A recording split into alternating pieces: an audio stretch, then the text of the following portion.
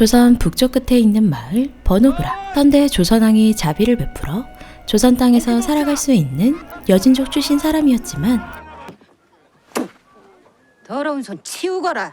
조선인들에게 무시를 당하고 살며 선대 왕에 대한 은혜를 갚고 조선에서 간직을 받을 수 있다는 희망을 가지고 살던 타. 그는 병이 들어 죽어가는 아내와 어린 딸이 있어 더욱더 조선 관직이 되는 것을 바라고 있었습니다. 그런 그에게 조선군 장군 민치록은 임무를 주기 위해 찾아오고 파조의 여진족 15명이 몰살당했다. 대체 누가 그런 짓을? 호랑이다. 100년이 넘는 기간 동안 조선에서 출입을 금지하던 폐사군이란 숲속에서 여진족 군사 15명이 죽은 채로 발견이 되었고 그들이 호랑이에게 죽임을 당했다고 소문을 퍼뜨리라 명령합니다. 여진족은 정말 호랑이에게 당했던 것일까요? 사실은 호랑이가 아닌 조선의 1인자 조악주의 아들 조범일의 짓이었습니다. 감히 해원주씨 가문의 산삼을 탐하였다. 산삼을 탐한 여진족을 몰살한 조범일이 저지른 짓 때문에 민치록은 고민이 더 커지게 됩니다. 남쪽에서 왜군과 싸우고 있던 조선인데 북쪽의 여진과도 사이가 안 좋아져 남북 동시에 공격을 당할 수 있는 상황에 처하게 된 것입니다. 조악주의 아들을 처벌할 수 없었던 민치록은 타압을 이용해 여진족에게 유언비어를 퍼뜨릴 수밖에 없었습니다. 파저 주시온 아이만 거무터로 타스하도 와카도로 다 진킨더러 헐룩이 순치 시와안삐. 헛소문을 퍼뜨리던 타압은 여진족에게 협박을 당하게 되고 딸 아시는 병세가 악화된 어머니를 살리기 위해 폐사군을 돌아다녔고 한 재단에서 죽은 자를 되살릴 수 있는 풀에 대한 정보가 적혀 있는 벽을 발견합니다. 민치록은 헛소문이 사실이 돼야 하기에 호랑이를 폐사군 안쪽으로 물기 위해 쇳소리를 내며 몰이를 시작합니다. 쇳소리를 듣게 되면 도망가는 호랑이의 습성과는 달리 그런데 이상합니다. 호랑이는 쇠붙이 소리를 싫어하여 몰입꾼들의 반대로 향하는데 이번엔 아닙니다. 몰입꾼들을 향하고 있습니다. 점점 몰입꾼들과 가까워지는 발자국의 흔적. 몰입꾼들은 결국 호랑이에게 죽임을 당했고 그런 호랑이를 쫓던 민치록과 조선군들은 넓은 들판으로 향하게 됩니다. 파조이다. 막아라. 반대편에선 타압의 헛소문을 믿고 호랑이를 잡으러 온 여진족 무리들이 달려오고 있었습니다. 여진족은 호랑이에게 죽임을 당하다 민치록의 도움으로 살아남게 됩니다. 그리고 호랑이의 배를 갈라보지만 썩은 장기들로 가득한데 분명 호환으로 우리 형제들이 죽었다는데 그렇다면 우리 형제들의 살과 뼈는 도대체 어디 있단 말인가? 피의 복수가 시작될 것이다. 결국 호랑이가 죽인 것이 아니라는 것을 알게 된 여진족은 전쟁을 선포합니다. 하지만 공격을 당한 것은 조선이 아닌 아신의 마을. 아신이 폐사군에 다녀온 사이 여진족이 마을을 침략했다는 것을 알게 되었고 그런 아신은 조선군을 찾아가 복수를 부탁합니다. 복수만 해준다면 무엇이든 할 것이고 얼마든지 기다릴 수 있다고 말하는 아신. 복수를 해주십시오. 지금 당장이 아니어도 됩니다. 10년, 20년이 지나더라도 그들의 눈에서 피눈물을 흘릴 수 있게만 해준다면 무엇이건 하겠습니다. 밀정을 하라면 밀정이 되고 도축을 하라면 도축을 하겠습니다.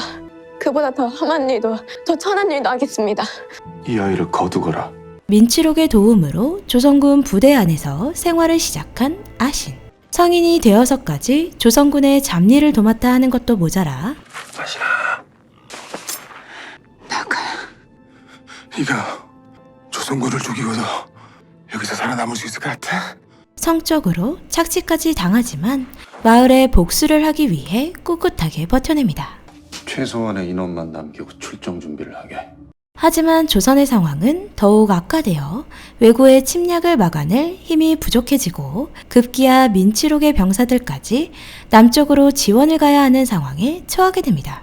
그런 상황에서 여진족과의 대립이 불안했던 민치록은 여진족의 동태를 살피기 위해 아신을 투입합니다.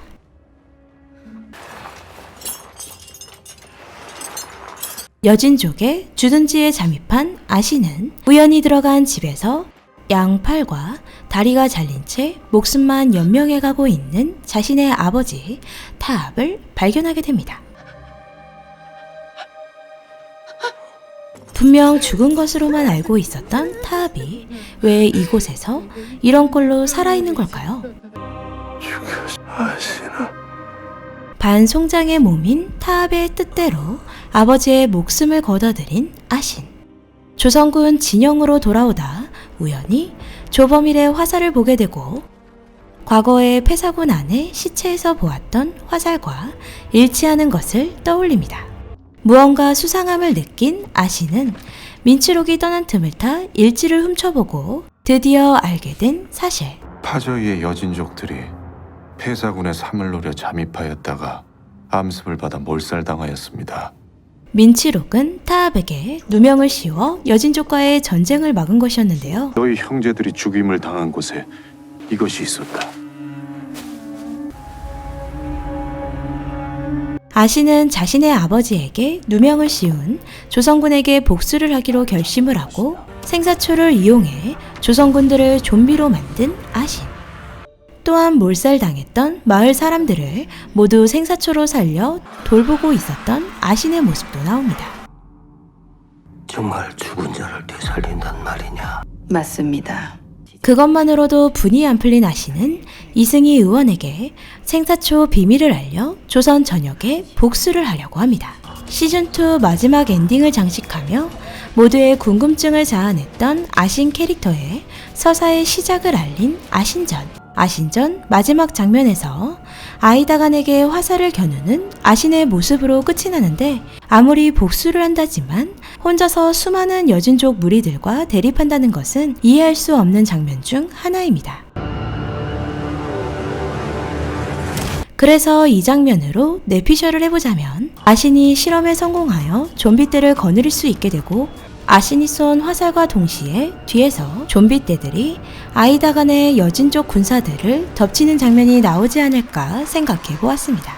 아이다간에게 복수를 성공한 아신은 그 후 조선에게 복수를 하는 스토리가 흘러가지 않을까요?